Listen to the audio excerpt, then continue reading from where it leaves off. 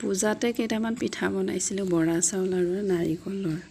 ভিডিঅ'টো এই কাৰণেই বনালোঁ যে গৰমৰ দিনত নাৰিকলৰ পিঠা বনালে প্ৰায়ভাগৰ মানে বেয়া হৈ যায়, অতি সোনকালে বেয়া হৈ যায় বা গোন্ধ ওলাই যায়। এইটো ঢেঁকীটো মই ঘৰতে পাতি লৈছিলোঁ। নাৰিকলখিনি ধুনীয়াকৈ ৰুকিলোঁ।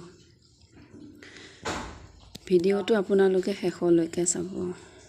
যিসকলে নাৰিকলৰ পিঠা বনোৱাৰ পিছত 2-3 দিনৰ ভিতৰত বেয়া হৈ যায়, নাৰিকলৰ যিখিনি গাখীৰ ওলায় সেই গাখীৰখিনি আপোনালোকে নাৰিকলত নাৰাখিব, তাক চেপি পেলাই দিব। এতিয়া মই কেৰাহীটোত ধুনীয়াকৈ নাৰিকলখিনি ভাজিলোঁ। আপোনালোকে যদি চেনি ব্যৱহাৰ কৰে তাত চেনি দিব পাৰে। মই পিছে চেনি ব্যৱহাৰ নকৰোঁ, মই গুৰ ব্যৱহাৰেই কৰোঁ।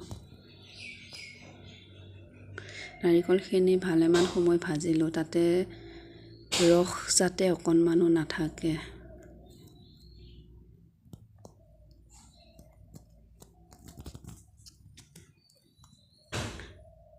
এতিয়া নাৰিকলখিনি ভাজা হৈ গ'ল। তাতে মই মিহি মিহিকৈ গুৰ তাতে মিলাই দিছোঁ। গুৰখিনি দিয়াৰ পিছত গোটেইখিনি গুৰ যাতে অকণমানো গুৰৰ লাডু লাডু হৈ নাথাকে,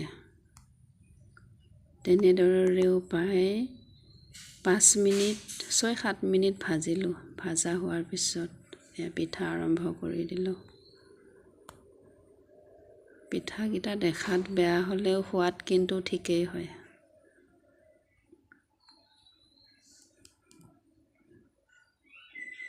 গেছত ব্যৱহাৰ কৰিব নালাগে, জুইত ব্যৱহাৰ কৰিলে সোনকালে পিঠা বনোৱা শেষ কৰিব পাৰি।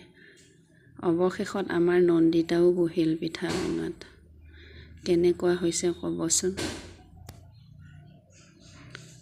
মই পিঠা বনোৱাৰ পৰাই কৈ আছে, মা ময়ো বনাওঁ। সেইকাৰণে তাইকো কেইটামান বনাব দিলোঁ। প্ৰথম বনাইছে যদিও ধুনীয়াকৈ পাৰিছে।